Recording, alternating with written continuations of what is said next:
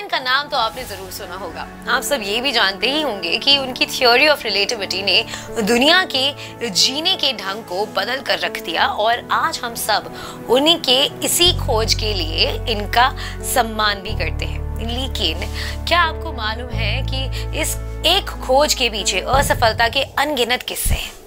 अपनी असफलताओं के बारे में उनका कहना था, मैंने कभी ये माना ही नहीं कि मैं असफल हो गया, बल्कि मैंने हजारों ऐसे तरीके ढूंढ निकाले जिनसे ये काम नहीं हो सकता। दोस्तों, आइंस्टाइन का यही एटीट्यूड उन्हें दुनिया के महानतम वैज्ञानिकों की श्रेणी में खड़ा कर गया। और अगर यही एटीट्यूड आप अपने अंदर विकसित कर सकें तो दुनिया की कोई ताकत आपको ये हासिल करने से नहीं रोक सकती जिनके आप हकदार हैं। नमस्कार, स्वागत है आपका प्रभात एग्जाम के YouTube चैनल पर। ये एक ऐसा प्लेटफॉर्म है जहां आपको मिलती है सभी कॉम्पिटिटिव एग्जाम से जुड़ी महत्वपूर्ण जानकारियां जो आपको किसी भी एग्जाम में सफल होने में काफी मदद कर सकती है। तो आइए शुरुआत करते हैं आज की वीडियो की, जो है यूपीएससी में सफलता का शौक रखने वाले असफलता से नहीं खाते हैं खौफ।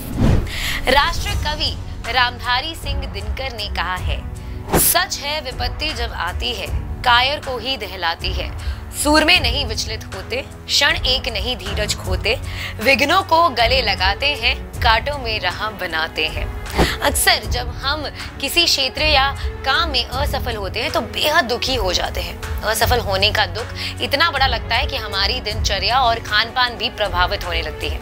असफलता चाहे कितनी भी बड़ी हो, इसके पीछे बहुत अधिक चिंतित होने या अपने आगे के जीवन को प्रभावित करने का कोई मतलब नहीं है।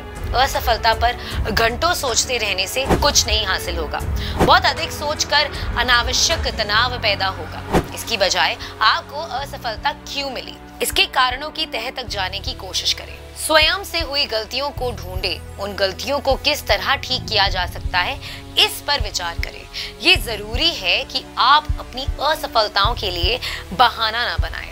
ये पता लगाने का प्रयास करें कि चीजें उस तरह क्यों नहीं हुई जिस तरह होनी चाहिए थी। गलतियों को स्वीकार करें और उनसे सीखने पर ध्यान केंद्रित करें। एक सफलता के पीछे हजार असफलताएं होती हैं। ऐसा ज्यादातर व्यक्तियों के साथ होता है। ज्यादातर लोग सफलता पाने से पहले कई बार असफल होते हैं। यही सब बातें हैं और कहावतें हैं हम बातचीत के दौरान कहते हैं, लेकिन जब अपनी बारी आती है तो इसे आजमाना भूल जाते हैं। हम अपनी असफलता से डर कर प्रयास करना छोड़ देते हैं। हम सोचने लगते हैं कि हम कभी सफल नहीं होंगे। डर को हावी होने देने की बजाय मन से निकालने का प्रयास करें। स्वयं में ही ये सकारात्मक भाव भरे कि आप जरूर सफल होंगे। सकारात्मक विचारों के साथ दिनचर्या शुरू करने पर हम अपनी सफलता के संघर्ष करना सीख जाते हैं। जब आप अपने लक्ष्यों को प्राप्त करने में विफल होते हैं तो चिंता, उदासी, शर्म और क्रोध की भावनाएं आप पर हावी होने लगती है। ये स्वाभाविक है कि आप विफलता के बाद आहत महसूस करें, लेकिन उसे अपनी कमजोरी ना बनने दें। अपनी कमजोरी को ही अपना अस्त्र बना लें।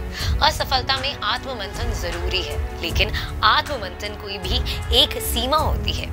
इस सीमा से बंधे रहने की बजाय स्वयं को असफलता से बाहर निकालें। स्वयं में अच्छी भावनाएं भरें और भविष्य में बढ़िया प्रदर्शन करने के लिए अभी से प्रयास शुरू कर दें। अपनी खूबियों पर काम करें।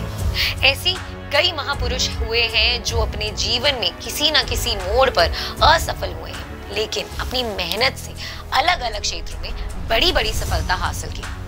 इन सभी लोगों में से एक बात समान थी कि उन्होंने अपनी पिछली विफलताओं से सीखने की कोशिश की और आगे बढ़ते गए।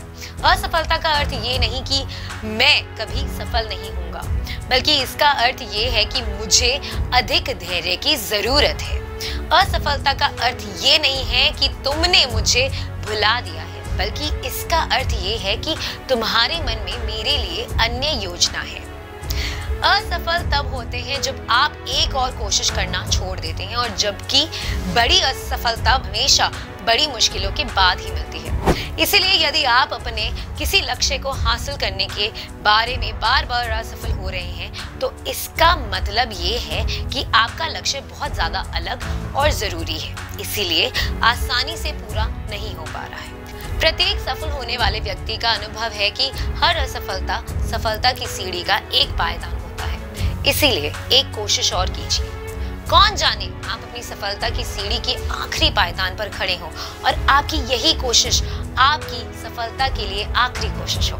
अगर आपको हमारा ये वीडियो पसंद आया है तो इसे अपने दोस्तों के साथ जरूर शेयर करें, और अगर आपके पास हमारे लिए कोई भी सवाल है तो उसे कमेंट सेक्शन में लिखकर हमें जरूर बताएं। जल्दी आपसे फिर मुलाकात होगी एक नए टॉपिक पर, एक नए वीडियो के साथ। देखते रहिए प्रभात एग्जाम्स। नमस्कार।